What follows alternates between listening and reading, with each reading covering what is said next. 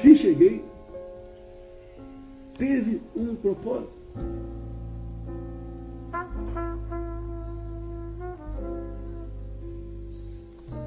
Se você está chateado, está constrangido, se coloque no meu lugar. Quantas vezes eu pergunto onde errei, o que podia ter feito de melhor. Eu tenho a convicção de o melhor de mim.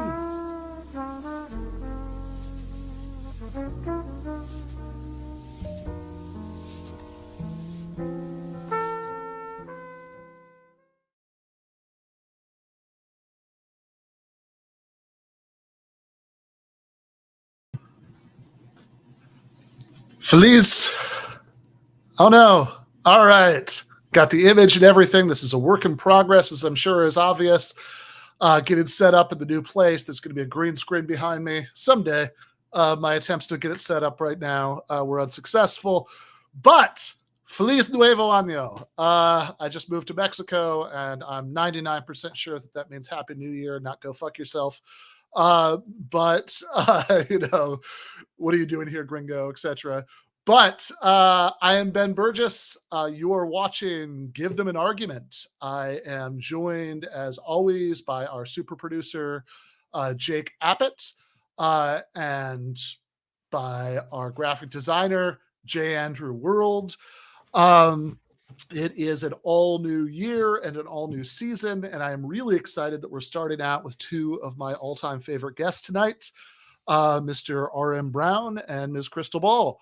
They will be coming on at 8:30 over there on the East Coast.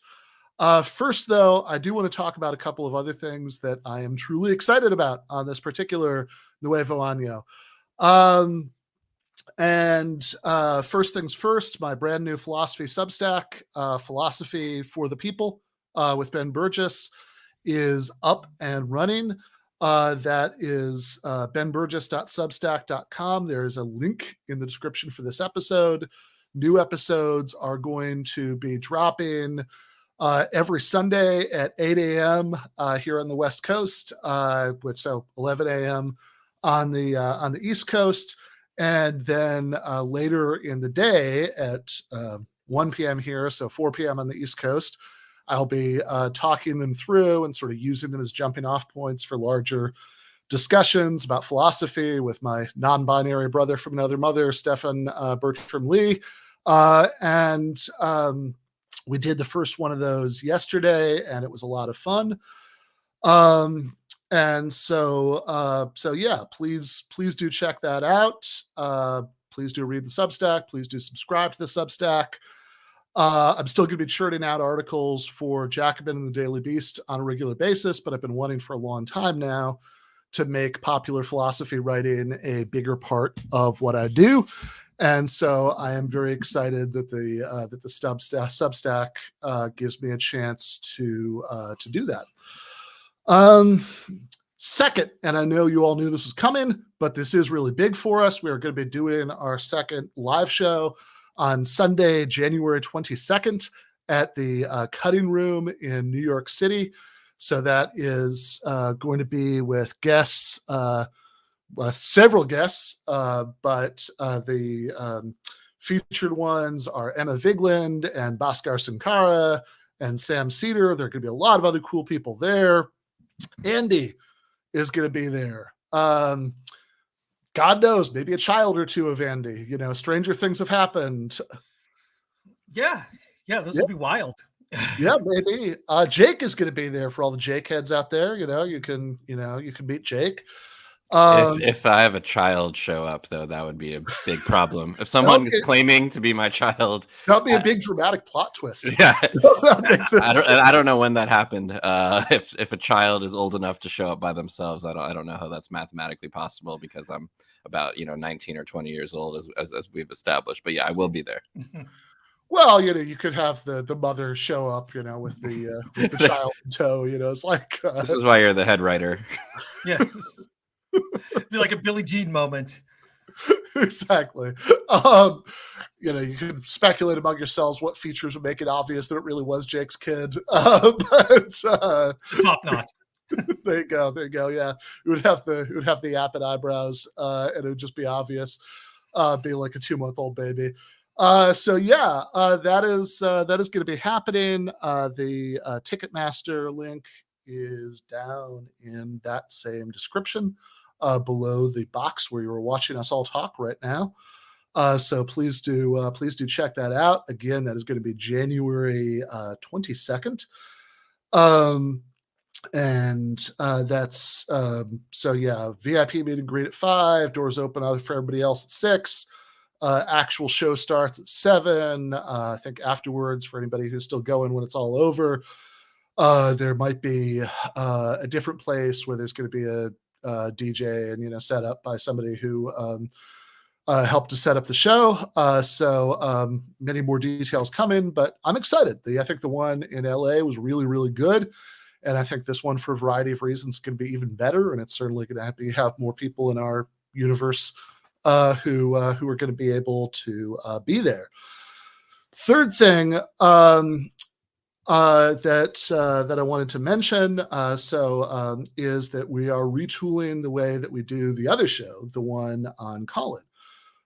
So for anybody who doesn't remember this, I also do this show on this social podcasting platform, Callin, Callin. And it used to be that you had to use the app on your phone to call into it. Now you can do it all in the browser. I've been doing this for a little while, but we're trying to establish a much more regular schedule for 2023. So unless I'm traveling or sick or for whatever reason can't do it someday, I'm going to be doing that every day at 4 here on the West Coast, 7 on the East Coast. And I'm going to be trying to open it up for calls much sooner in each one, because otherwise it's kind of a waste of the platform. So we'll, and we're also going to be, I don't know if we're even going to be able to do this today or not. I hope so. We'll see how the timing works out here. But I'm also going to try to integrate the two shows a little bit more by kind of picking a good call from the last week and playing it on the main show here on GTAA. So good stuff all around there. But the last thing I want to mention before we get going tonight, no, Callin is free. You don't have to be a patron to answer that question. So last thing that I wanted to say before we get going tonight is that something in the larger world than all the stuff I've been talking about that really excites me in the new year is what the cold open was about, which is that Jair Bolsonaro is no longer president of Brazil. And Lula was inaugurated yesterday. Do we have a graphic of Lula's inauguration? Here, I have some video of it as well. All right. Check it out. It's inspiring stuff. Trabalhadores e trabalhadoras desempregados, exibindo nos semáforos cartazes de papelão com a frase que nos envergonha a todos. Por favor, me ajuda.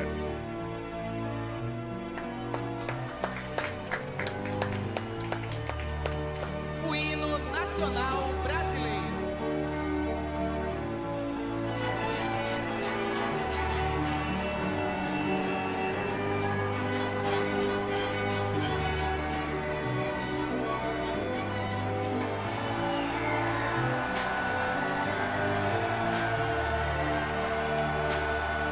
É hora de reatarmos os laços com amigos e familiares, rompidos pelo discurso de ódio e pela disseminação de tantas mentiras. Chega de ódio, fake news, armas e bombas. The music added by me, not the Guardian, but it's they both. I thought it was funny that they both cried. Lula for the plight of the working person, or I think it was like someone asking for money, and Bolsonaro just thinking about himself. Yeah. Well, I mean, to be fair, he had that bad rash and couldn't wear any pants, so I can kind of understand that. Yeah, well, we should say I don't want to bury the lead here that one thing, if you have seen pictures of the inauguration, now if I'm I have never seen a Brazilian presidential inauguration before. I am nothing like an expert, but if you look at this picture, you will see that the presidential sash is being put on Lula. And apparently, from what I read in the New York Times the other day, the way that this normally works at Brazilian presidential inaugurations is that it's a passing of the torch kind of a thing. That normally what happens is that the previous president lays the presidential sash on the incoming president in the inauguration. Now, eagle-eyed viewers will note that the person they see laying the sash on Lula there is not Jair Bolsonaro. There is a reason for that. Guys, can somebody tell me what the reason is? The bad rash on his crotch? Well, the reason is that Jair was not in Brazil for the occasion because he is being investigated for all kinds of things right now because he has committed numerous crimes. We're talking about the Brazilian courts here, so I don't think we even need to throw in that little bad faith that we do where we say allegedly so we don't get sued. But he would seem to have committed all sorts of crimes. Financial corruption. He was in deep with right-wing paramilitaries that are not like our kind of, low rent LARPer kind of right-wing paramilitaries we have in this country, which are like, suburban dads who like to play with guns on the weekend. And made a big deal saying they were going to go, protect Home Depot against Black Lives Matter or whatever. We're talking in Brazil about right-wing paramilitaries that actually control territory the way that drug gangs do that have been involved in assassinating people like Marielle Franco. And so I don't know the specifics of all the specific things that, that he might be, obviously he was right there with the, the collusion with Sergio Moro to get Lula unjustly imprisoned in the first place. So there are many things he might be investigated for. I don't know which specific investigations he's worried about, but regardless, that picture that we just saw was him with this UFC fighter that he likes to hang out with in Florida. So, I love that Florida just has this gravitational pull that it's like where guys like this always end up after they lose power. Florida. I grew up in Florida, and it just ejected me. I just got shot out. I couldn't take the heat. Yeah, I hung on for 6.5 years that I lived in Miami, but eventually it shot me out too because it needed to make more room for right-wing demagogues who had lost power to come live there. So yeah, this is a picture. Apparently, this UFC fighter that he's staying with in Florida, his one of the rooms in his house is Minion themed. I really hope that's the one that Jair is going to be sleeping in during his stay there. It's like ultimate boomer meme energy there. Yeah. Instead of Bolsonaro, was that during the Guardian news heading? They said that it was like a garbage collector is that who did it instead of Bolsonaro? Yeah, exactly. So apparently, because Bolsonaro was not there to lay the sash on him himself, Lula accepted the presidential sash from the people. Is the phrase they used in the person of this 33-year-old sanitation worker who laid the sash on him as representative of the Brazilian people, which is I mean this is pretty big. And I should say here, I mean, I'm not going to dwell on this too long because we've talked about this before. I think people broadly know this who watch this show, but just as like the real quick version for anybody who doesn't.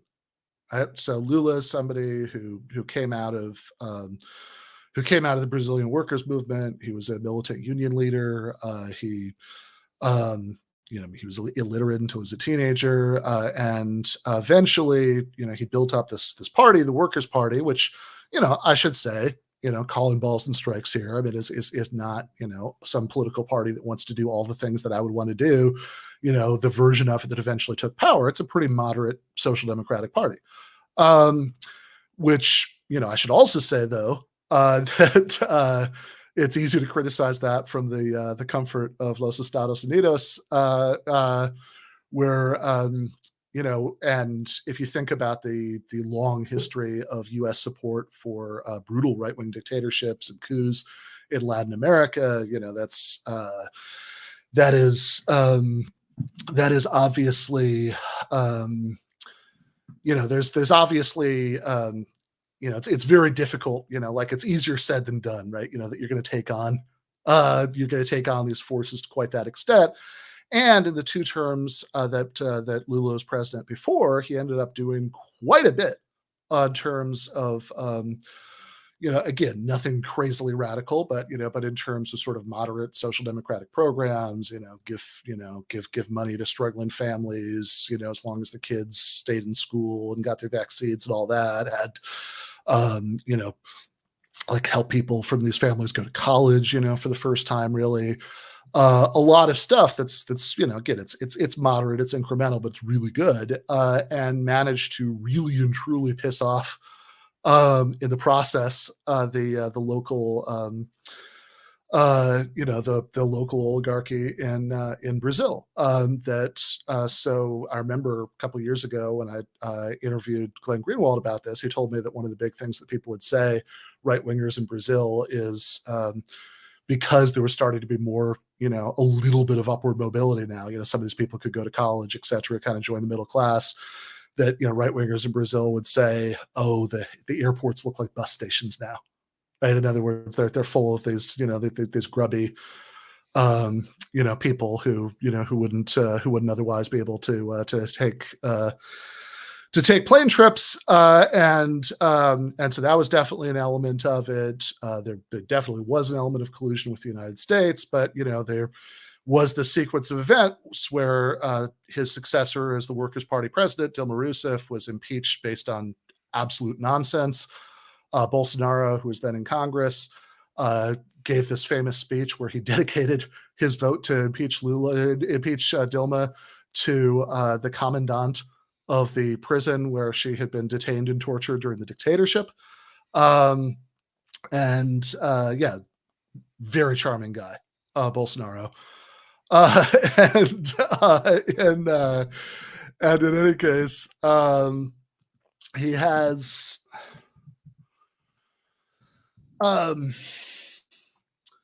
and then Lula himself was about to run for president, to run for a 3rd term as president. He'd been term limited out of another consecutive run before, but he was about to run for for his delayed 3rd term. Every poll said he would have won in a walk, and then he was arrested and imprisoned for, I think, 580 days on some real sketchy charges. It was pretty obvious even at the time that it was politically motivated. Reporting by The Intercept Brazil ended up showing that it definitely was politically motivated. There were a lot of really shady things that happened at that trial. And then he was released, and he got out, and now he's going to be president again. He won this last election, and of course, this is a really good thing, on all sorts of levels. It's a really good thing for Brazilian democracy, of course. It's a really good thing for the world, given the importance of Brazilian rainforest to global climate and what was happening to them under Bolsonaro. But I have to admit, like I was saying on the Callin yesterday, that where my head goes when I think about this is a lot more personal than that. That my good friend and collaborator, Michael Brooks, probably did more than anybody in left media, certainly, maybe in American media in general, to publicize, to sort of put the spotlight on, on what was going on there before. I'm talking about before the Intercept revelations came out, to put the spotlight on what was going on in Brazil. It was something he was talking about constantly. I remember, before I even had a segment on the show, when I, used to just listen to it, like at a certain point, it's like, oh man, we're going to talk about Brazil again. I've heard this. Come on. But then it got to me. It kind of got under my skin. And like, actually, the first article I ever wrote for Jacobin was about Lula. And first article, that was the first solo article. First article I co-wrote with Michael there was about Lula. It was called, like Bernie Sanders is called to free Lula. Why won't the rest of the Democratic field? One of the last times that I was ever that I ever stayed in his Michael's apartment in Brooklyn. My then wife and I had already moved to Atlanta, but was coming back to visit. I remember he was getting ready to fly to Brazil. This is after Lula was freed, to interview him, and he was super excited about that. And the very last time I was ever at that apartment, I stayed there the weekend of the New York City live show. He'd already been and come back, and there was like a framed photo of the two of them together in a place of prominence in his apartment. I think they maybe had their arms around each other, and Lulu was holding up a Michael Brooks Show t-shirt. So obviously that's what that's where my head is at right now. This is very, very good news. We're going to bring on Krystal and RM in just a minute, but any thoughts from you guys? I'm quite happy because I remember Facebook just reminded me that 9 years ago I had a art show where I actually had a picture of Dilma Rousseff that was a part of the show, and it was a weird digital art show, but it was super cool that I was able to get that as a part of it, to show off, and I remember Michael covering that, and I was actually interested because like Dilma was an interesting character. I mean, she wasn't as energizing as Lula was, but like still, she challenged Obama, for spying on Brazil, which is kind of incredible that anybody would stand up to the United States, and did it in a way with just such class too. It was kind of awesome. So don't discount Dilma there, but this has been like a long story in the making, and I'm so glad we're here. Between this and what's happened in Honduras, like it has just been fantastic. Yeah, Jake. Nothing more eloquent than Comrade Andy, but I hope that our platform keeps growing so that we could be the ones that force people to listen to some story they think is boring, but actually makes a difference. Yeah, I will, I guess, just say on one last Michael note that I think that was a real gift of his, that that he could sort of charismatically make his own fixations interesting to everybody else, because look, Americans, even American leftists, have a hard time have a there's you get America-itis, right? Everything that's not America sort of fades into the background. It's like, oh, what, you're talking about a politician in Brazil? Why am I talking about this?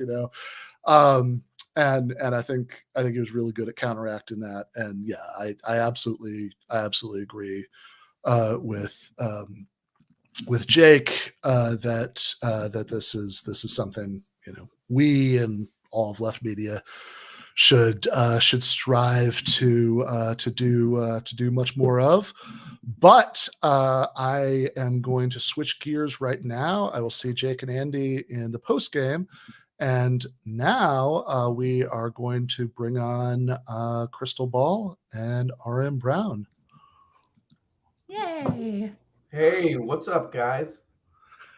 Yeah. So this is our first show of 2023, and it's RM's here all the time. He's part of the furniture, but it's the first time that Krystal's been on for a little while. So yeah, I just kind of wanted to give everybody a chance to debrief a little bit all of the very normal things that happened in this last very normal year, since there was kind of a lot of it. If you think back to it, right? I mean, we've got the biggest European war since World War II. Most dangerous superpower tensions since the end of the Cold War, certainly, maybe a lot before that.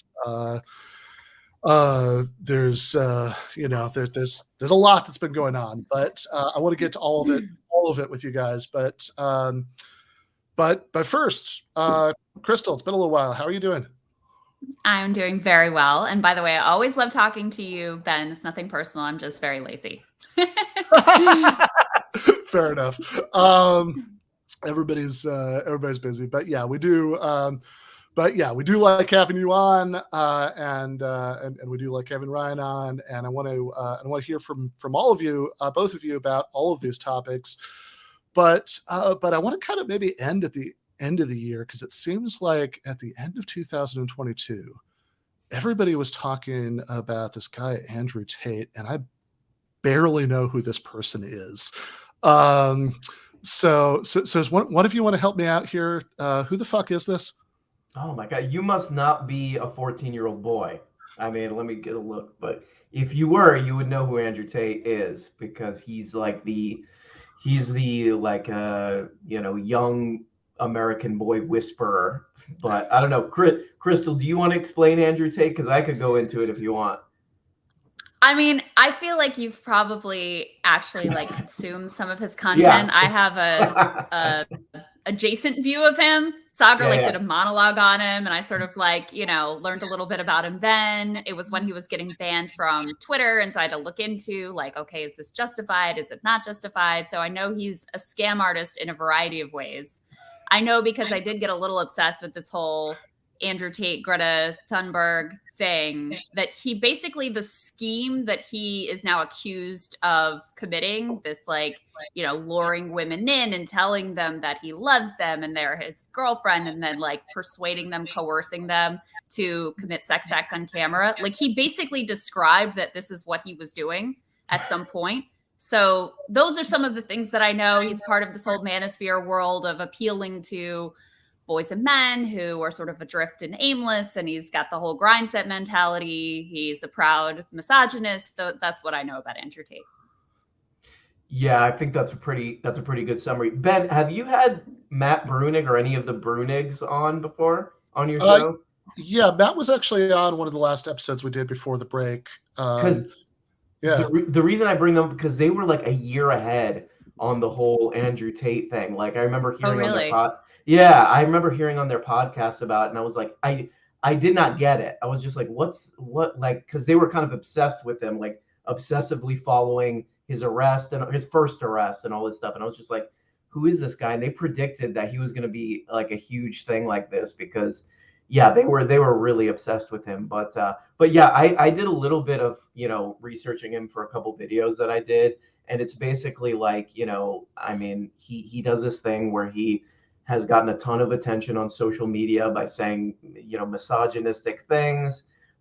He says a lot of stuff. I didn't really know about this, but until I, was looking into it, where he says a lot of stuff about oh, you're living in the Matrix. You're gonna, he appeals to people who kind of feel like they're disenfranchised and they're working a dead end job, or they don't have a lot of hope.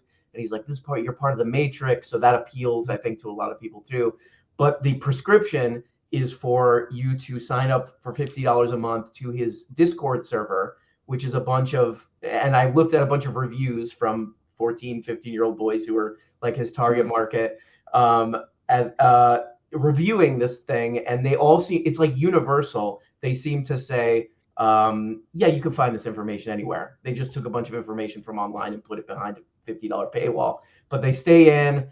And really, I mean, if these kids wanted to make money doing this, what they should do is say a bunch of crazy things on social media, get a bunch of attention, and then sell a course on how to get rich, because that's how he did it.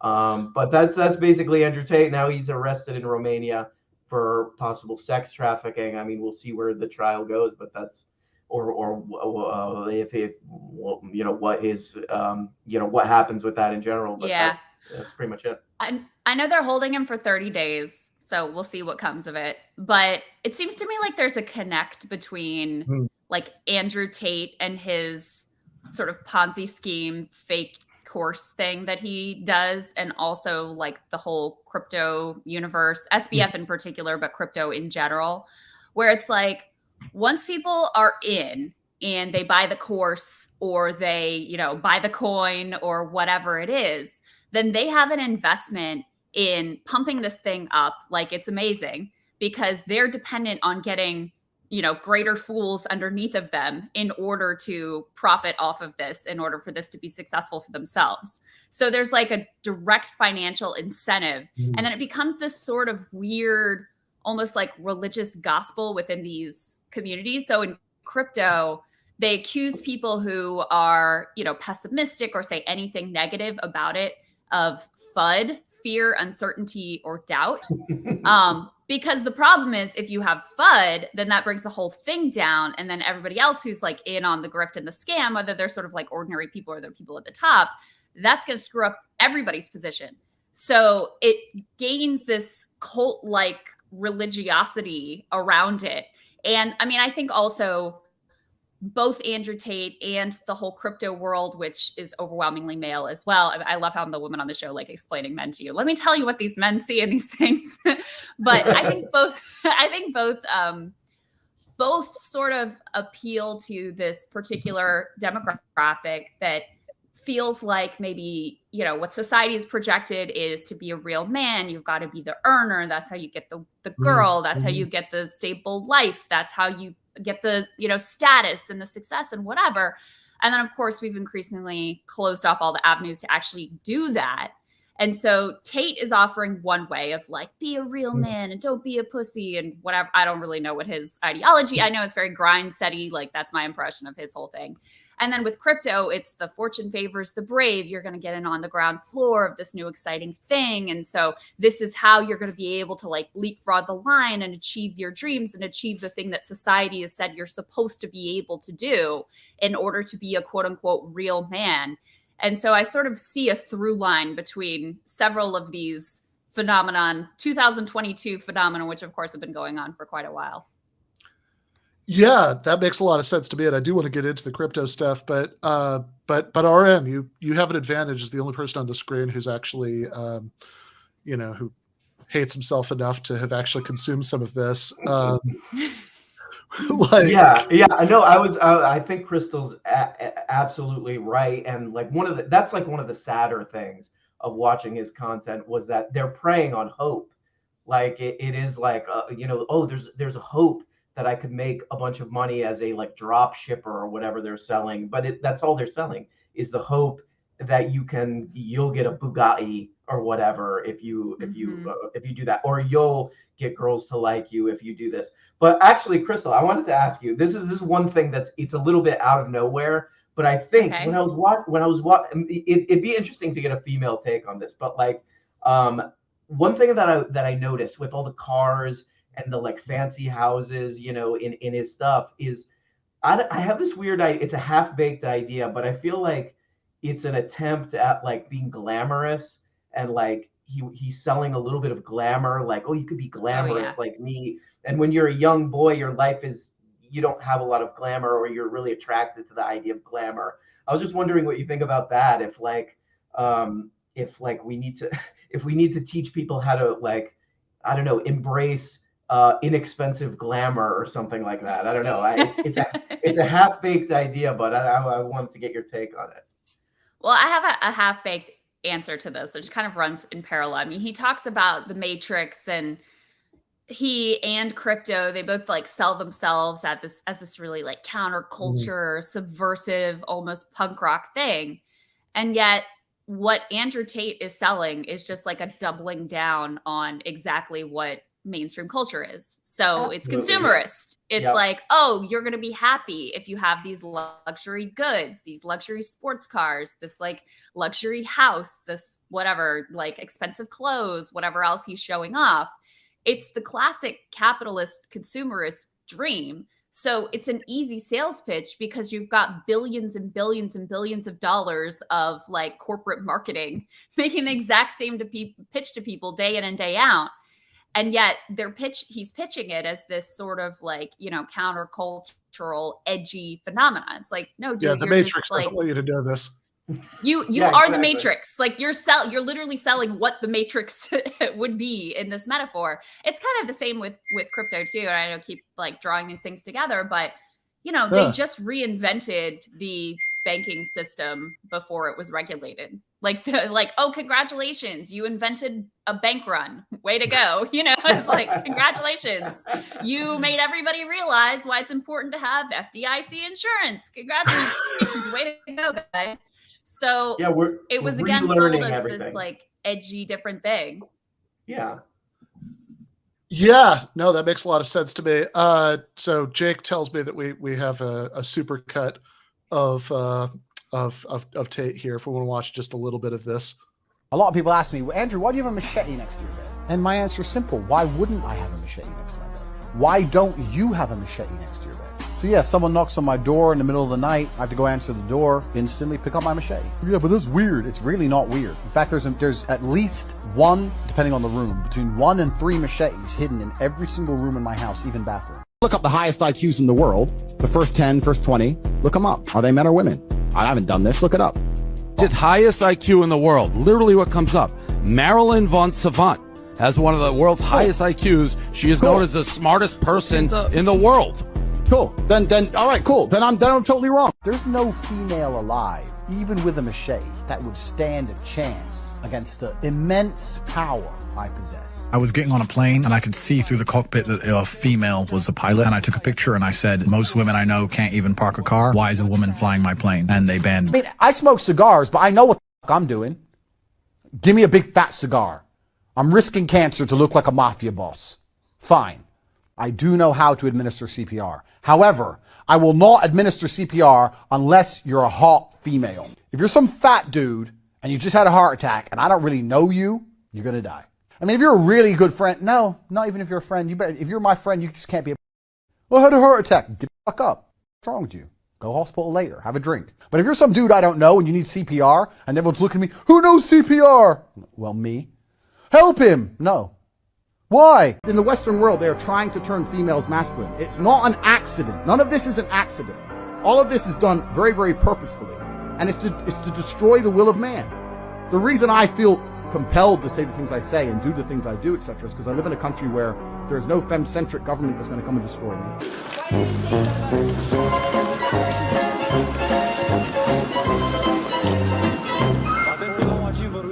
The Matrix has attacked me.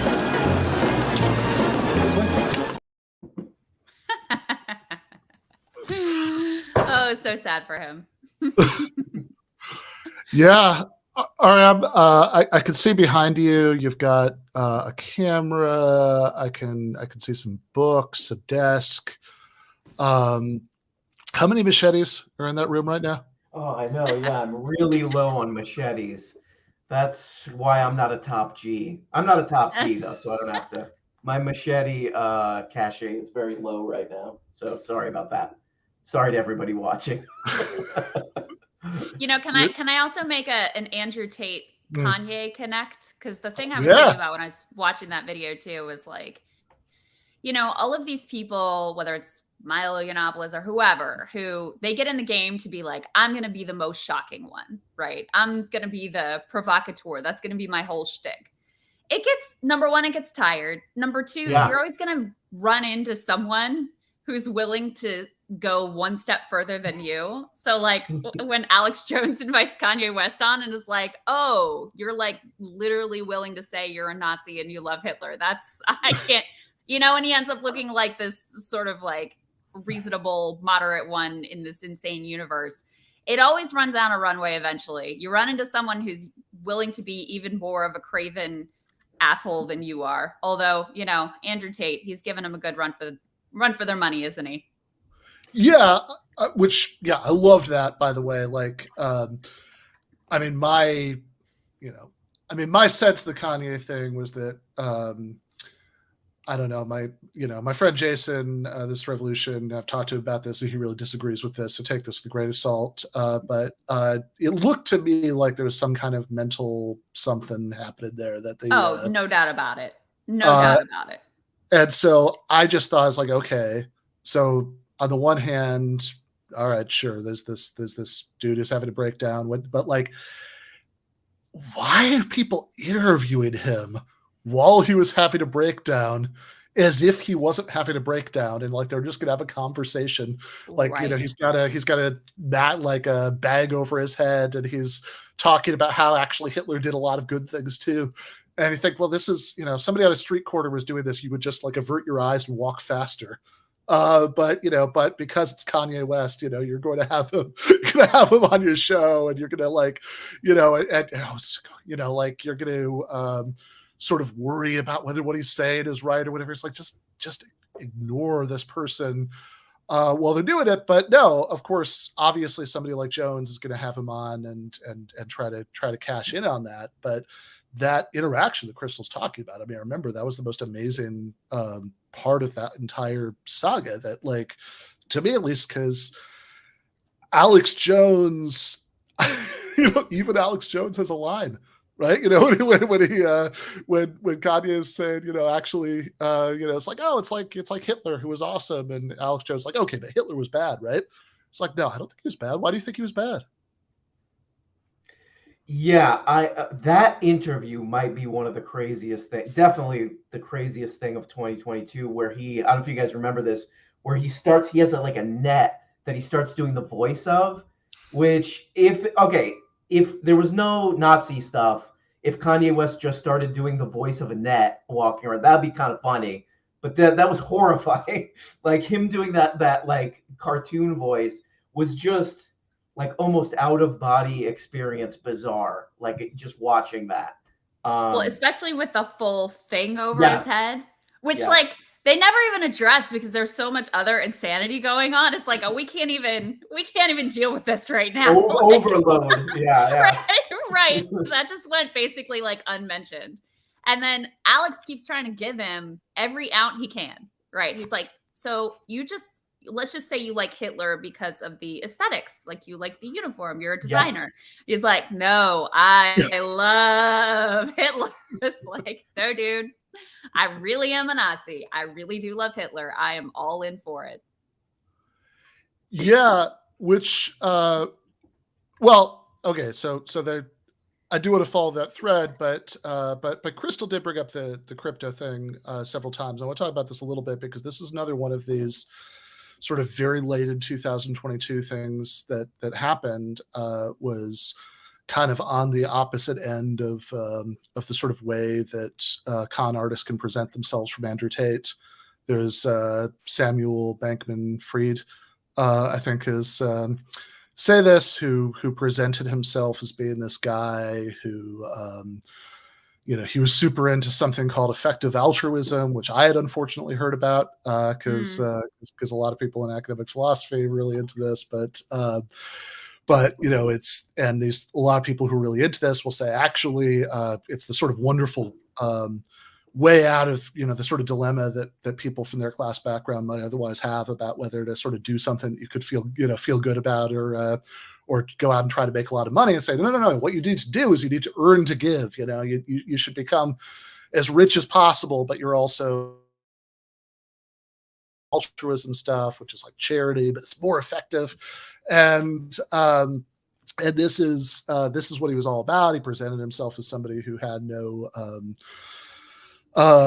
who was just like, I don't know, sleeping on a beanbag in his office or something, and giving all of his money to charity. And that's what he really cared about. And should say, I mean, another way that it's kind of on the opposite end of the spectrum of recently busted con artists from Andrew Tate is that he was like the most mainstream imaginable people were incredibly eager to buddy up with this guy. They, like Bill Clinton, did events with him. And so it's sort of at the intersection of a certain kind of like fraudulent establishment liberalism and with a phenomenon that we associate more with with like, I don't know, libertarians who think that the Matrix or whatever doesn't want you to invest in crypto.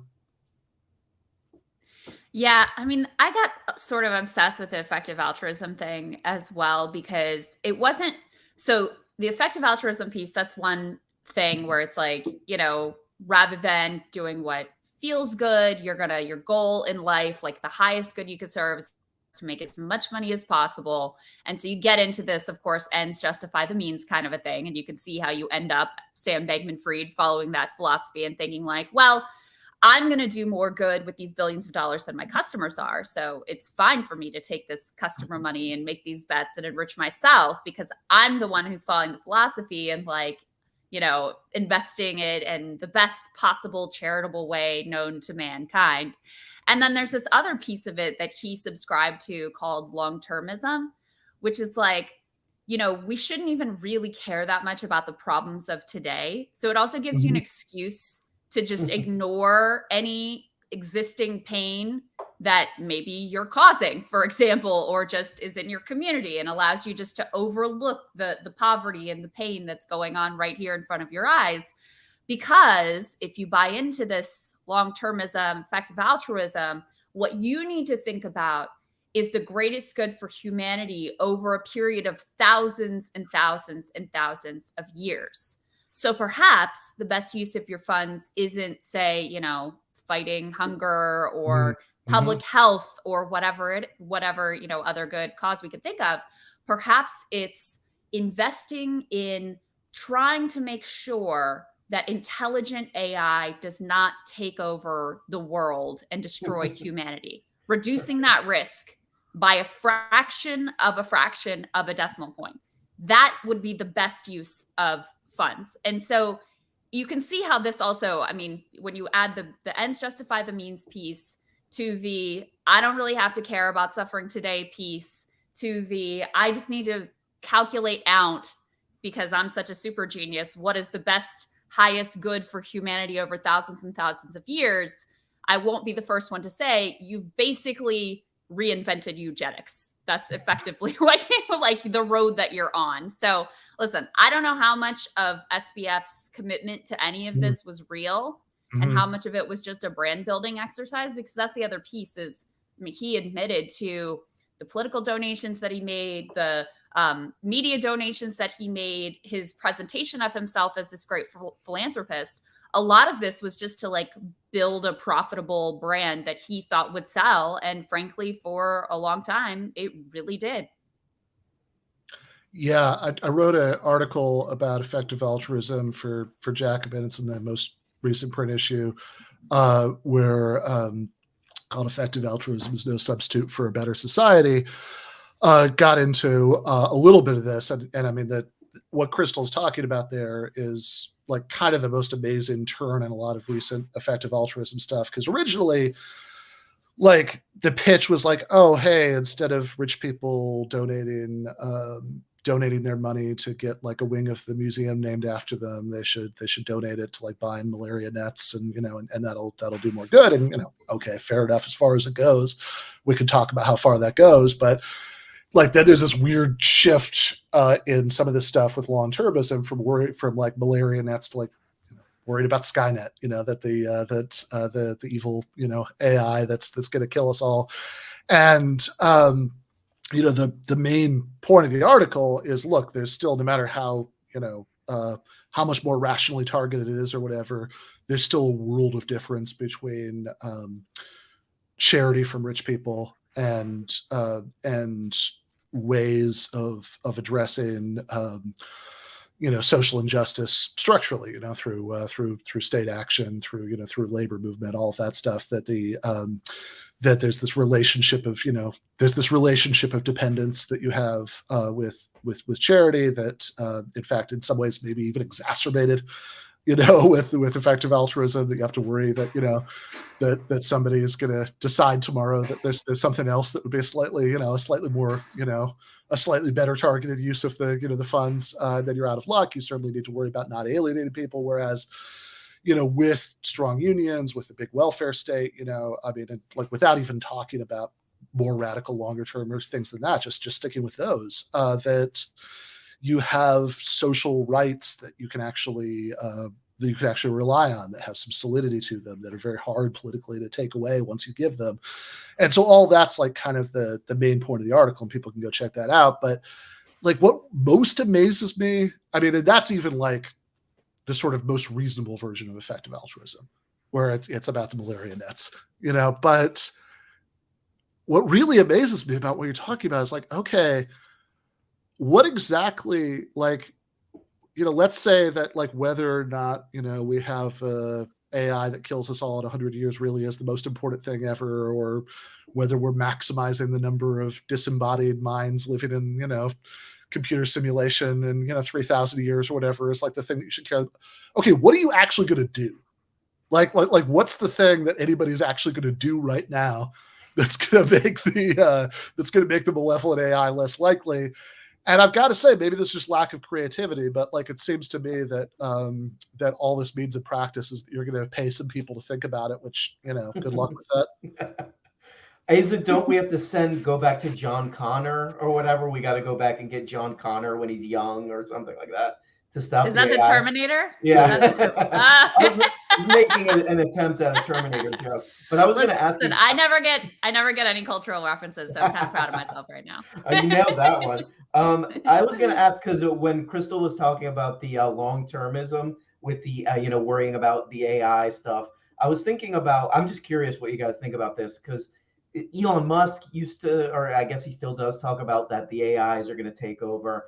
And I always felt like implicit in that is like, oh man, we're so genius, like me, Elon Musk, me, and all these guys, that we're creating something that's so powerful that we, like that. To me, that was always the vibe I got. Do you guys believe the AI stuff, should even be a concern?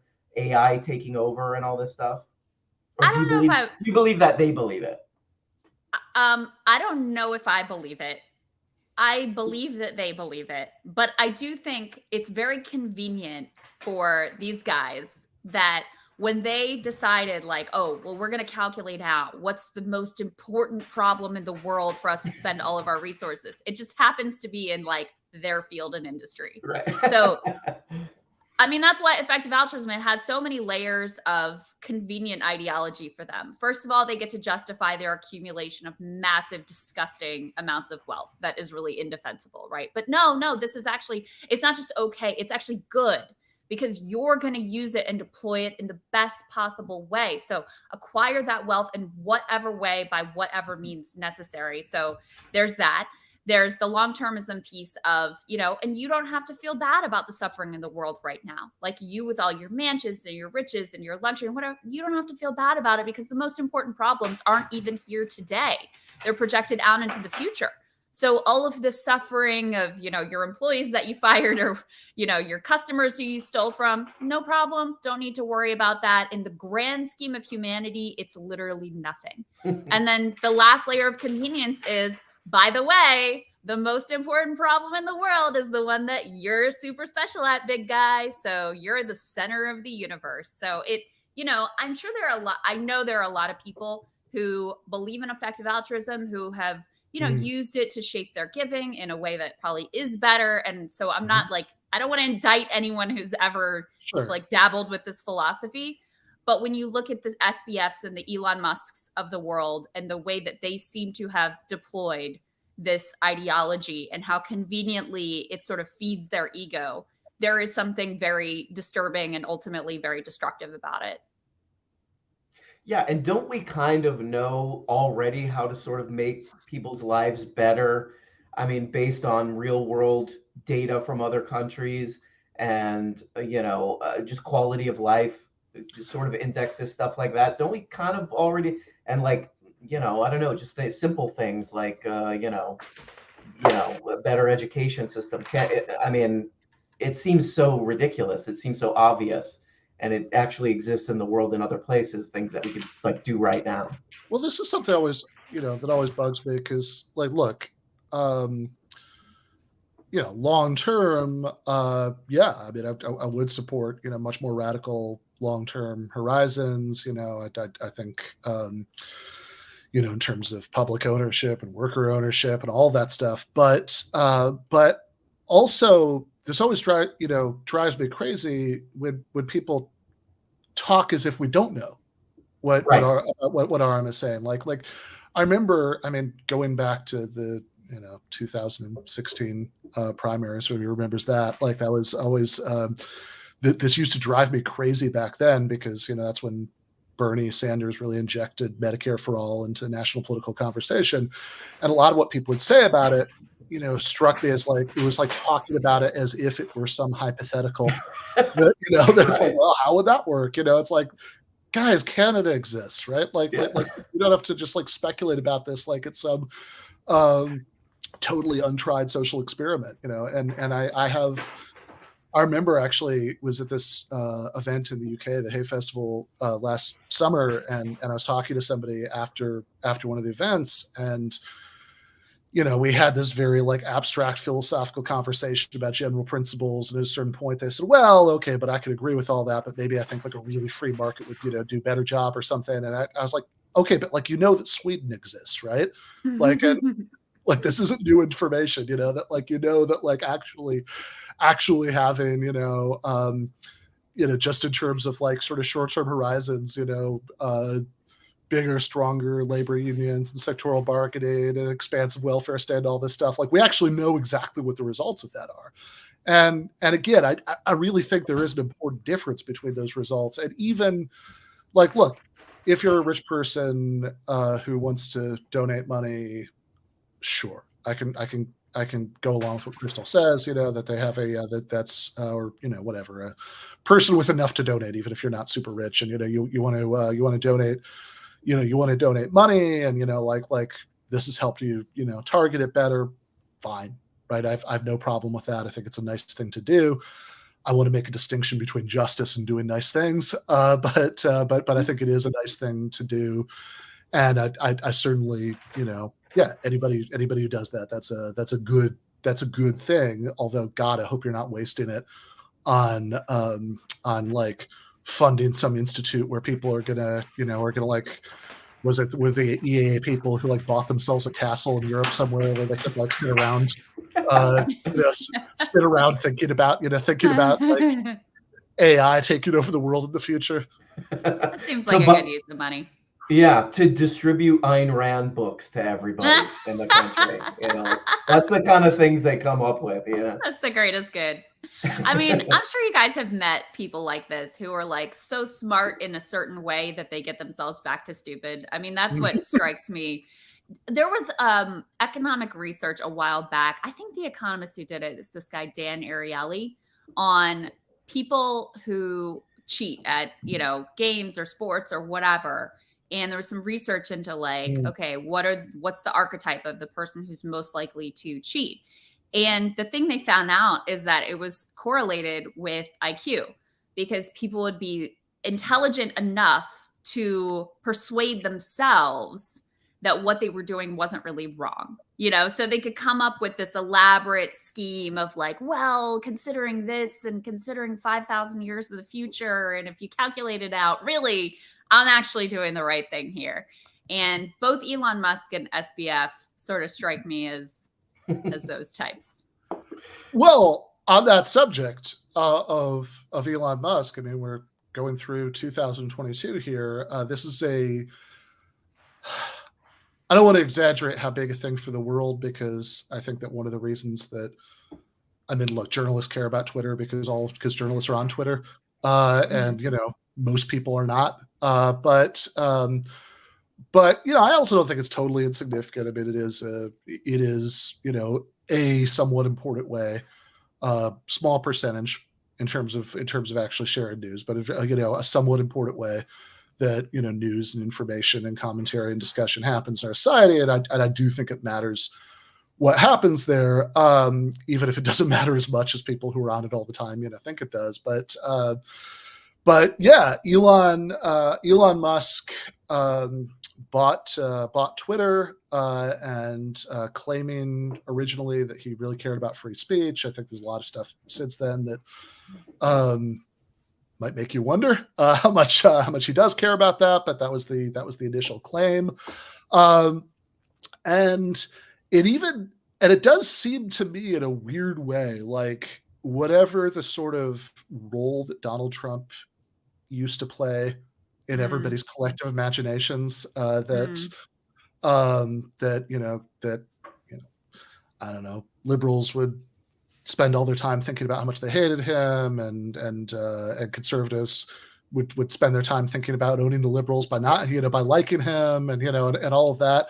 That in a weird way, that's sort of Elon Musk now, which is a shame because he's much less funny than Trump. You're totally right. He is way less funny. He tries to be funny, and it's not. Doesn't work out. He doesn't have it. He doesn't have that it factor that Trump had. Yeah, he's got real sort of boomer posting vibes. Yes. Yeah, I don't know. I was gonna ask you guys about this too, like in terms of like talking about meritocracy. And the sort of extreme meritocracy that Krystal was talking about in terms of the like borderline eugenics type of view of the world. Do you think that's taken a hit, or it's going to take a hit with Elon Musk constantly? I mean, maybe we're just too much inside that world to step outside of it. But do you think the normal person is going to see what he's doing and be like, ooh, maybe he's not that smart? Yes, I do. Okay. I mean, there's been polling, not that we can trust all the polls, but there has been polling that's shown, Tesla's brand has taken a hit. Elon used to have very high favorability ratings. That's taken a hit. I think I even saw some polling that was like, questioning his intellect and management abilities and all of that. So, and it has been a big enough story and captured enough attention that people like my mom now know who Elon Musk is, has an opinion on Elon Musk. And this guy has been sold to us for a while as like the genius of our generation or whatever. And so to see him just flailing around being a ridiculous fool, I do think that is exposing. But I think the meritocracy is was sort of on shaky footing, even Mr. Musk aside. You've had for so long in America this idea of the American dream. If you just work hard, you'll be able to ascend the ladder and you'll be able to get that stable life and whatever. And there are fewer and fewer people who actually believe that's possible. You have an acceleration because of COVID of people who are totally readjusting and rethinking their life priorities. White collar workers who, can afford to not worry about whether they get a pay raise, saying basically like, I'm going to do the job that I was hired to do. I'm not trying to pull all the overtime hours. I'm not trying to climb the ladder. I actually want to spend time with my kids and my family and have a decent quality of life. And there are things outside of work. You have blue collar workers, service sector workers, actually workers of all sorts who have obviously taken more power into their hands, and union drives and work actions. And so there already has been this, I think, readjustment of people's idea of what success is, who achieves it, whether there's a real meritocracy at work in America. I think that's work has been going on for a while now, but I do think it was all kind of accelerated by the pandemic. Yeah, I agree. I think you're right. I mean, also, like, I don't know if you guys agree with this, but I've been thinking about the Zoomers a lot too. I feel like the Zoomers might have, I don't know, Ben, you tell me what you think. Like, the Zoomers might have like some kind of a class consciousness or something. They seem like it to me, but I don't know. I mean, I'm just looking online. Do you think they're looking at all that stuff suspiciously? Yeah, I mean, I think that I think that even people who are much older than them, who are like younger millennials, that they, or millennials at all, right? I mean, have like that's probably exists. And I mean, it's like obvious caveat aside at the beginning that it's like a little bit of a dumb exercise to like talk about everybody who was born between one time and another time as if they were a hive mind, right? That's like, okay, obviously not, right? But I do think that that there are a lot of people whose life experience, like, look, I mean, part of the reason why what the sort of level of renewal of the left that happened in the last several years happened has to do with a lot of people whose life experiences had to do with like a formative early experience was the world economy melting down and everything that happened because of that. There's this like a lot of the kind of 1990s, history is over and now everything is great stuff didn't resonate in the same way. And I don't know, I might be deluding myself here because I think that there's I know that there's evidence to the contrary, like it's a mixed picture, but I do kind of think that maybe a lot of people who are, Zoomers, just not a word I love, but whatever, I guess that's the word we've settled on, that a lot of people who are in this age cohort, have a lot of those same attitudes that you're talking about because, none of that stuff has really gotten better in the years since, as these people have started to grow up. But also, I kind of feel like some of the silly shit about the left, some of the censoriousness, some of the counterproductive identity politics, like I kind of feel like that's also taken a hit in that age cohort. I mean, just because, like, I don't know, I feel like maybe people can see, that's some of that stuff has maybe just exhausted itself a little bit. Maybe I just want to believe that so badly that, that I've like convinced myself of it, but I mean, that is kind of my honest impression. That's my impression too. I thought it was noteworthy that the head of the Working Families Party, Maurice Mitchell, put out that memo. I don't know if you guys saw that. That was a critique of, the neoliberal version of identity politics. And for sort of mainline progressive group, to really put that out. And I know he did it in consultation with a lot of other progressive leaders. I thought that was noteworthy. It just, to me, signaled a shift in thinking and a shift in what you're allowed to say within a sort of mainstream progressive setting. And so that was encouraging to me. I mean, I also just get vibe. My daughter, my oldest, is 14. She's fairly political. She's on TikTok all the time. So I see a lot of her like TikTok content that she's consuming and she's sharing and whatever. And it definitely seems to me that there's an understanding of how hollow the just, most surface level identity politics approach. There seems to be an understanding of what a failure that is and how ultimately silly it really is when you get down to it. So I'm kind of hopeful on that front as well. Yeah. Before in maybe the last chunk of our time together, because we talked about a lot else that happened in 2022, I do want to do just a few minutes of electoral politics because obviously we had an election. It didn't go the way that a lot of people thought it would, myself included, I should say. I definitely didn't think that was going to happen. There's a debate that I did in Arlington, Texas, back in like March with a bunch of right wingers, and you can see it asked the question at the beginning about is there going to be a red wave, and they were all like, yeah, it's going to be awesome, and like it sort of got to me. I'm like, yeah, I don't know, probably. I mean, because like it's going to be awful if it does, because X, Y, and Z really bad things are going to happen as a result of if the Republicans take everything over. But yeah, maybe because Biden and the Democratic leadership did such a bad job, and and there were so many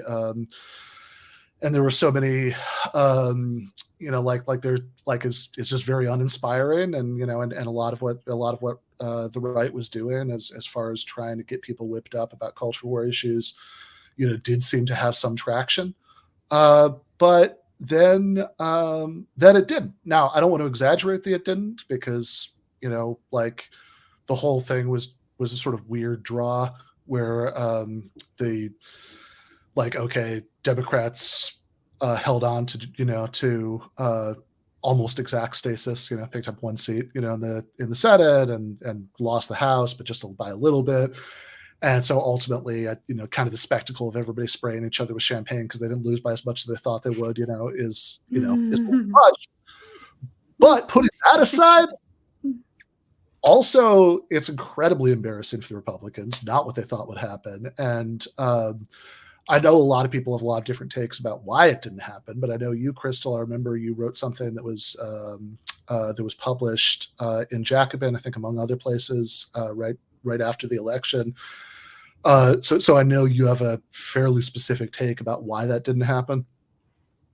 Well, I mean, I think it's the obvious factors that everyone else pointed to with Roe versus Wade and with just like the terrible nature of some of these candidates and the stop the steal insanity. Like, I think all of those factors were important. But what was really interesting to me and continues to be fascinating to me about this election is how regional it was, which is something we haven't seen in politics for a long time. I have gotten accustomed to the idea that all politics is basically national. You have these wave sweep. Every state moves in the same direction. And this time you had Florida and New York going one way. You had the rest of the country going another way. And you had the strongest pocket for the Democratic Party was actually the industrial Midwest. And one of the strongest candidates was John Fetterman in Pennsylvania, which was surprising given the fact, he'd had a stroke. He was clearly struggling to speak and communicate. There were a lot of people who thought this would be the end of his campaign. And instead, he goes and outperforms the poll, wins against a TV celebrity fairly easily.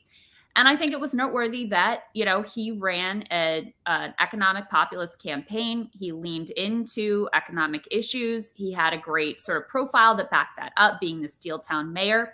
And the places that he outperformed the most in Pennsylvania were actually the rural white working class areas that had fled the Democratic Party and moved towards Trump. Now, he didn't win them back, but those were the places that shifted towards him. And by the way, also the gubernatorial candidate, Shapiro, as well. So there were other examples of that throughout the industrial Midwest where Democrats really outperformed. And while Biden, isn't what I would want him to be, you do have to say he has done a few things on trade and industrial policy that are going to be sort of disproportionately impactful in that region of the country. So underneath everything else, it seems like there was a piece here where the candidates and the places where the economic policy actually landed the most, they were the ones that performed the best. And I'll give you one more.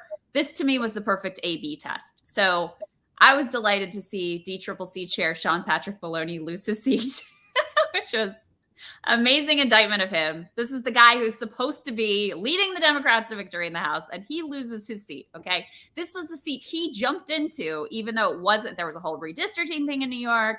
He bigfooted Mondaire Jones. It was a whole thing, and the Democratic Party basically pushed down a sort of squad member.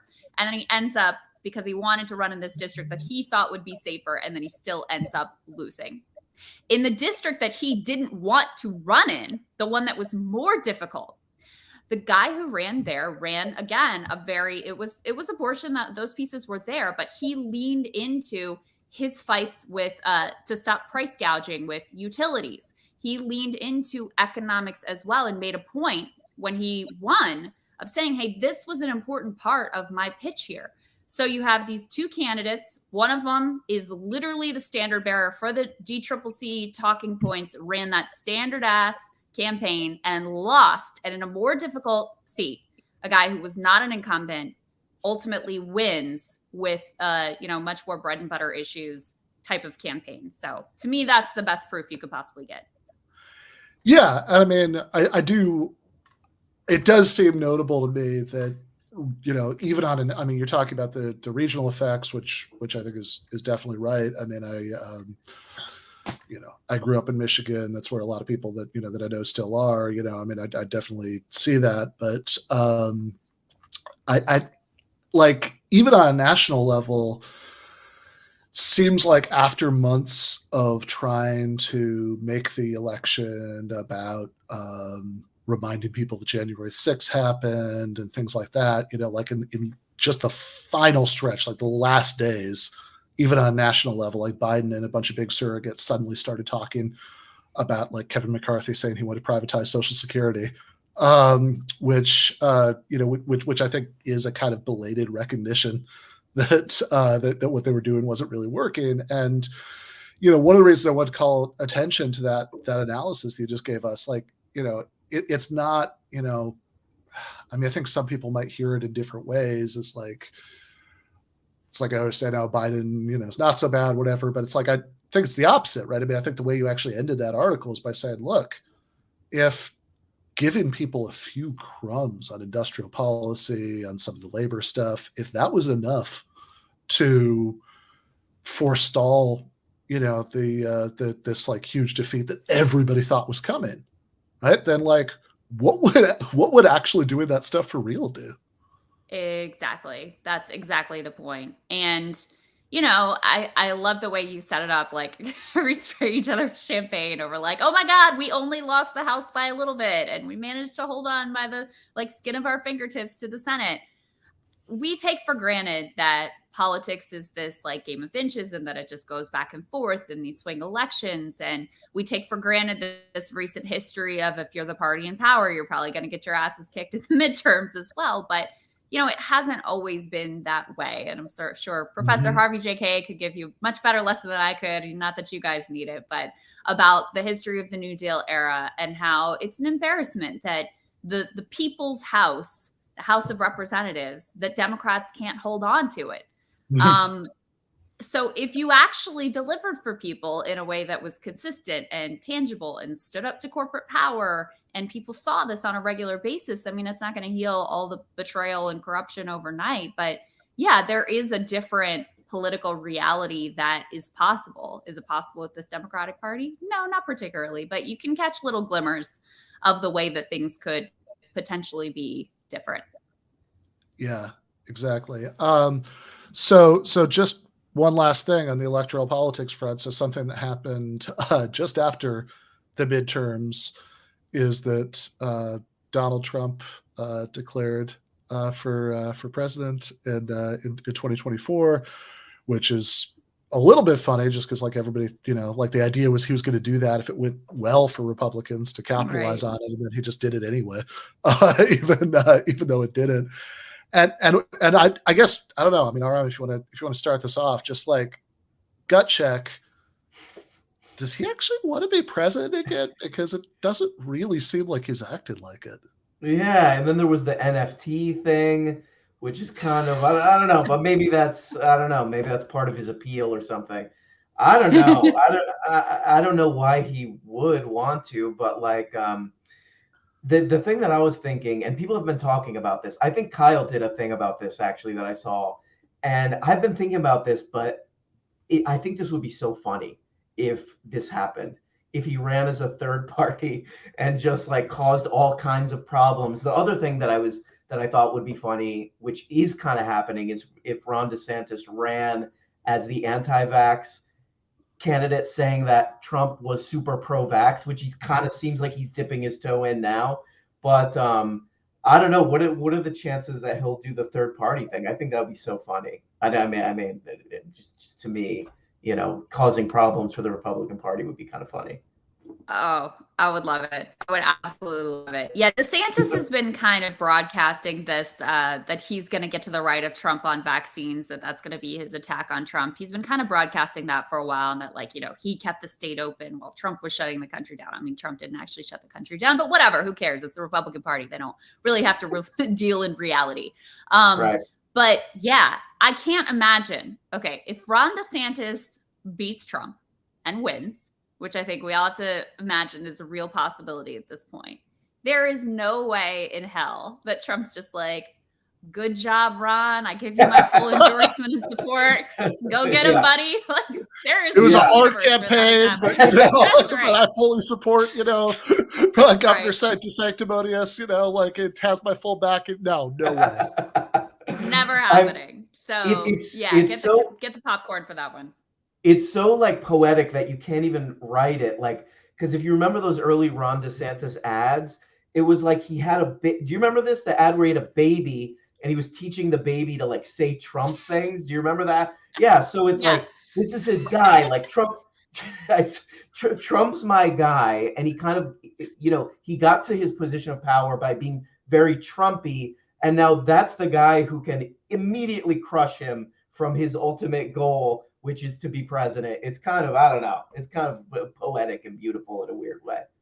There is a lot there. I think, didn't he have, it was his kid, if memory serves, and he had him like building that wall out of Legos or something like that. Yeah. Yeah. I mean, this is not somebody who in 99.9% of instances I'd be quoting to agree with, but when he's right, he's right. David French, who's a conservative writer, used to be at the National Review. I remember saying that Ron DeSantis, honestly, I've got DeSanctimonious in my head. Ron DeSantis. Sanctimonious, yeah. He said Ron DeSantis is the most online governor in America, which I think that's true. I think it's true, right? Like in a weird way, he's even more of a creature of like the right wing in or whatever than Trump is. That it's like every time, like the most online, most plugged in part of the base is mad about something. He's on it within like 3 days. It's like, oh, what are we freaking out about it now? Is it that like somewhere some like kid might go to a drag show? All right, I'm gonna do a press conference. I'm gonna write some agency a letter, saying that we need to investigate, how much that's going on. That like you just get the sense that like they're DeSantis aides whose whole job is to like look at what's trending and like find out if there's like some culture war thing that they're not doing yet. Yeah. Absolutely. And, it was one of the things I noted in Trump's announcement speech was he didn't really touch on a lot of those things. I mean, I don't think he's not really into like the trans culture war. Not that he won't, say lots of odious things, but he mostly, you can tell his heart's not really into that one. Abortion, he just came out and was like, Republicans mishandled abortion. That's the reason they lost, especially the people who, wanted this no exceptions take. So he's definitely not, where the hardcore evangelicals are in terms of abortion. And I mean, really the issue that he is obsessed with at this point is just stop the steal and people's personal loyalty to him. And I mean, he really did make that the central litmus test in the Republican Party for these last primaries, which is why they ended up with so many fucking lunatic candidates, So, I mean, he successfully made the Republican Party about that thing, and that being like the central cultural issue. But it does seem like, with him being off Twitter, he's like sidelined in this Truth Social kind of social media ghetto with it's just a total echo chamber. He's down in Mar-a-Lago. He barely leaves the place. So it's just a bunch of sycophants around. He's not doing any rallies to even be around his fans. So I don't think there's any doubt that he's really in a bubble in an echo chamber and doesn't have his finger on the pulse of the Republican Party, let alone the general public at this point. Yeah, the Truth Social thing also, like, whereas, look, it was very funny that Elon made a big deal saying that he'd come back to Twitter and he's like, yeah, I'm good. But I also think it's kind of a mistake. I mean, not just the not being on Twitter, but like the fact that he didn't give himself a character limit on Truth Social, like he could just go on forever. I actually think it's counterproductive. Like, it doesn't serve him. No, because it's boring. Like like all of Trump's tweets, like I remember, I think like New Year's 2017, he had this amazing, it was like Happy New Year to all, even to my many enemies who tried so hard to stop me and failed. Like it's this sort of surreal, like sociopathic child tweets, but like they also get in your head and whatever. Like, and also, by the way, since they were on Twitter where all journalists are, so they all saw them. And they would like dutifully report them. Like nobody's going to click over to Truth Social to see like, oh, what 5-paragraph rant does he have today? And then like distill it to write an article about it. It's, it's not worth anybody's time. Well, yeah, it's also so much of that stuff is about making those people mad. And if that's not out there where those angry people are, then, it's just kind of, you're throwing it down a well or whatever, Yeah. I mean, also, guys, we talk a lot about Biden's age. Trump is an old dude, too. Like, he's slowing down probably as well. And now I'm sure that the years as president were extremely intense. That takes a toll on you. Now he's getting to just hold court down in Mar-a-Lago, play golf when he feels like it. So I was surprised that after he announced, he didn't, queue up a few rallies at least and kind of get out there. But it does sort of seem like he's kind of tired. Maybe the presidency took a lot out of him. Maybe age is catching up with him finally, even though he seemed like he was this sort of like Superman who would never go away. Yeah, absolutely. Well, look, so much of this discussion has been about this sort of series of cranks and grifters and con men, sex traffickers in one case, who have dominated so much of everybody's collective attention in the last year. And obviously we were going to talk about all that, but as we get ready to let you guys go for tonight, just want to, I do just want to touch on and give everybody a chance to say something about like the thing that is most positive ultimately, from this year. Cause there's a certain, there's a limit to, I remember the night of the midterm election. I think I posted on Twitter since it I have to say, maybe laugh in a mean-spirited way. There's a screenshot somebody took of Charlie Kirk on his stream going like this because he was like so, disheartened, by the outcome. And I enjoyed that. But there's only so much I can. There's only so excited I can get about neoliberal centrists slightly fending off being beaten as badly as they should have been by people who are even worse than them.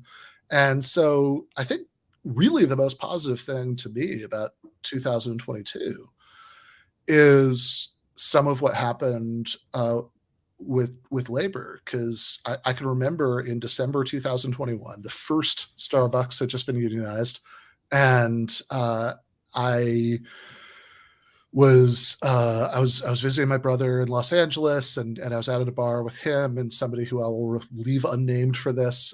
He's a repeat past guest. I'm going to talk shit about for 2 seconds, but I'm going to do it unnamed. And he was saying, well, that's nice, right? That one Starbucks was unionized, but like, come on, this doesn't really mean anything, in the bigger picture. And I've thought back to that conversation many times because, of course, now there are hundreds of unionized Starbucks. There's a unionized Amazon warehouse.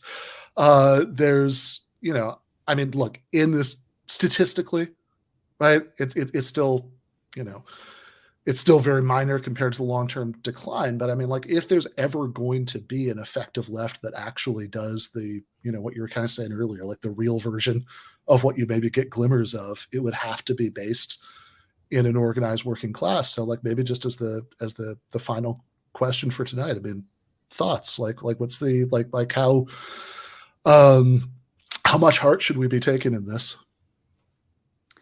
I wholeheartedly agree that it is by far the most hopeful and positive thing that's happening in the country. And, we were talking earlier about the Zoomers. Do we have hope for the Zoomers? Look at these young Starbucks workers who have organized this historic campaign across the country. It's truly incredible. And prior to the Starbucks movement, there was a sort of conventional wisdom that you just couldn't really organize in food service because there was too much turnover and you had to go store by store. It was just too difficult.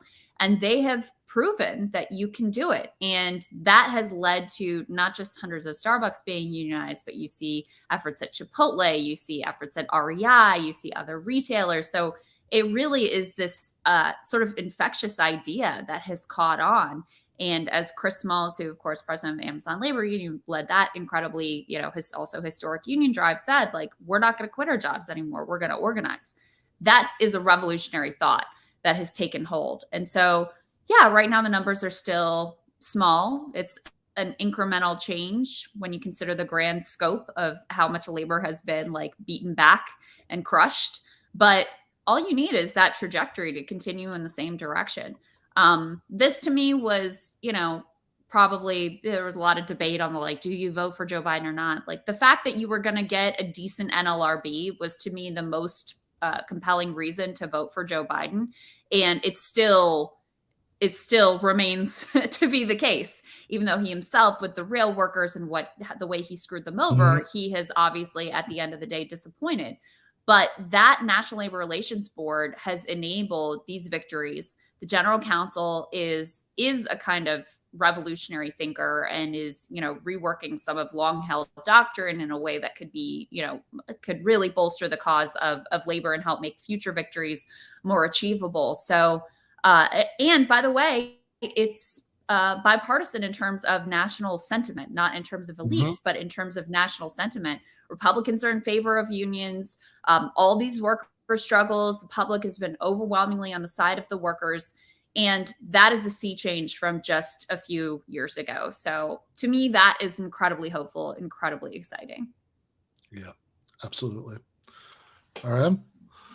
Yeah, there's no way I could say it any better than that. That's I feel the same way, but it's also like, I don't know, as somebody who pays too much attention to politics and all that, most of it, electoral politics, like, to be honest, to me seems a little bit just like a bit of a stalemate. But like, yeah, that's actually interesting. That feels like a place where real progress is being made, and it's kind of hopeful. So yeah, I totally agree. Yeah.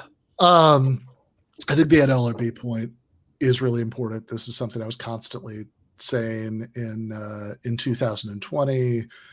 And again, I know people mishear it as like, oh, you're saying Democrats are awesome on labor or something. It's like, no, that's really not what I'm saying, right? I'm saying this other thing. Because, clearly not. I wrote this article for the Daily Beast at the end of the year about Biden. Biden has backstabbed rail workers. People can read what I think about that there. But it's not that. It's that the parties have different strategies that are bad in their own ways, right? I mean, Democrats certainly co-opt and sort of tame a certain kind of labor energy, and certainly when it comes to something like the potential rail strike that that was going to cause like real destabilization. I mean, you certainly saw the true colors of a lot of these people then, but they're not going to all out try to crush organized labor the same way that Republicans are, because I mean, look, they're by and large the beneficiaries of of labor's involvement in politics, et cetera. So it's just not going to happen the same way.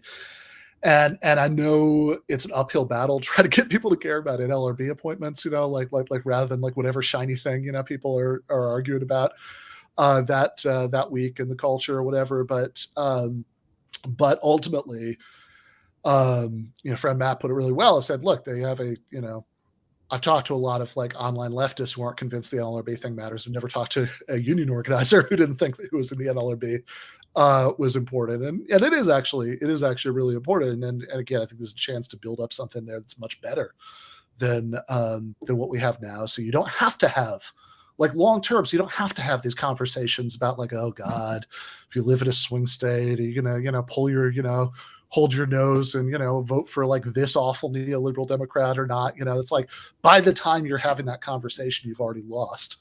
And it's not that it doesn't matter what you do at that point, but like the much bigger and more important war you've already lost. I mean, if you want to get to the point where you could actually win, you could have better political leadership. Then yeah, you just need an organized working class, or everything else is shouted into the wind.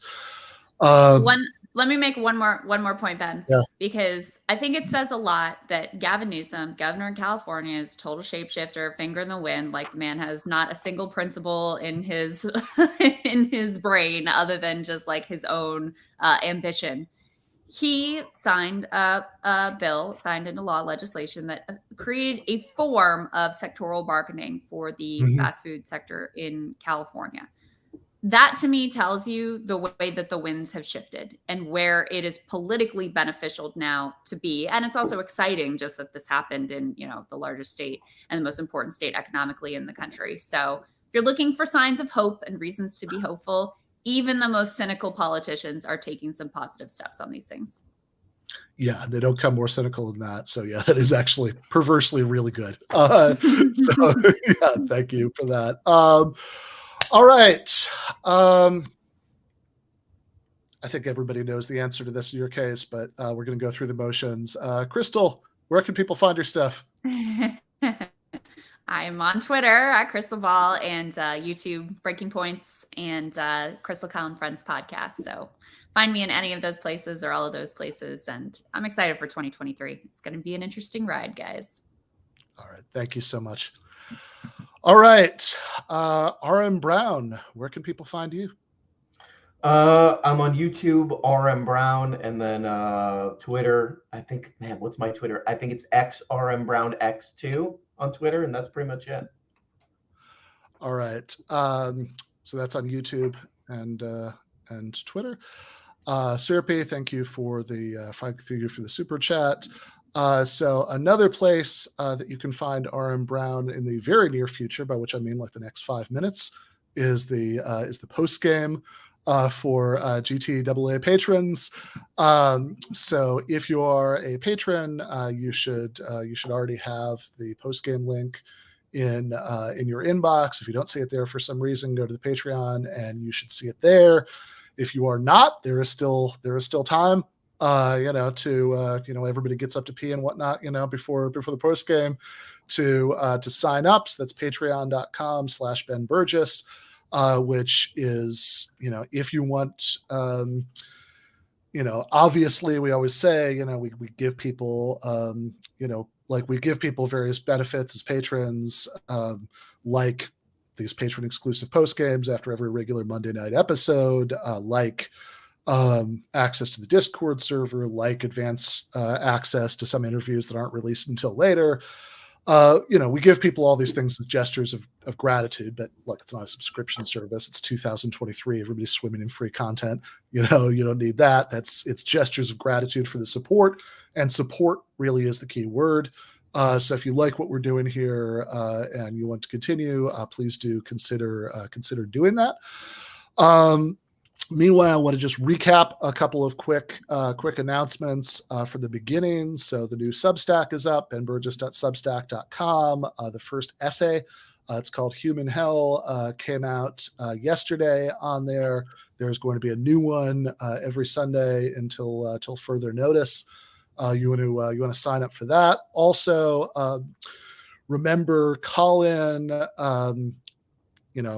whenever possible, I'm going to try to do that at 7 p.m. Eastern time every day. I'm not going to be able to do it at 7 p.m. Eastern time every day for the next few days for two reasons. One of which is that I'm not going to be able to do it at all Wednesday through Friday this week because I'm going to be traveling. I'm going to be speaking at Western Connecticut State University. But before that, tomorrow, Tuesday, unless you're listening to this as a podcast, in which case this will be in the past, I'm going to have to do it at noon Eastern time, 9 a.m. where I am on the West Coast, because going to have on Branko Marcetic and Glenn Greenwald, because a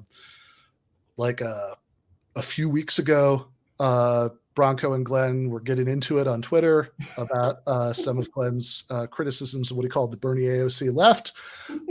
And I was feeling very zen that day. I think I'd just gotten back from walking my dog, for like an hour into town and back. And I saw this was going on Twitter. So instead of weighing in like I might have otherwise been tempted to do, I was like, hey, why don't we do this with our voices? So we are going to be doing that with our voices tomorrow at noon Eastern on the Callin show. Obviously, I can't pretend not to have a dog in that fight, but I think I can. We could do it with all of our voices at a reasonable level. So yeah, that is tomorrow morning, 9 a.m. if you live on the West Coast, noon if you live on the East Coast, some other time if you live somewhere else. Meanwhile, right now, we are going to, or in 2 minutes, give everybody a chance to get up and go pee or whatever, we are going to the post game for GTAA patrons. So I will see you then if you're a patron. If you're not a patron, I don't know why not, but if you're not a patron, I will see you. I'll probably do some kind of debate breakdown on Thursday. Another one of those philosophy discussion. No, we're not doing it actually this Thursday because I'm going to be traveling, but The next regular episode is going to be next Monday with our friends Adnan Hussein and Harvey J.K., who Krystal actually referred to during the episode tonight. Going to be talking about the Marxist theory of history. So should be a lot of fun, kind of on the opposite end of what we do on the show from tonight, but that's part of the appeal of the show, that we do both. So I will see people then. I will see you lovely and wonderful patrons in 2 minutes. Left is best.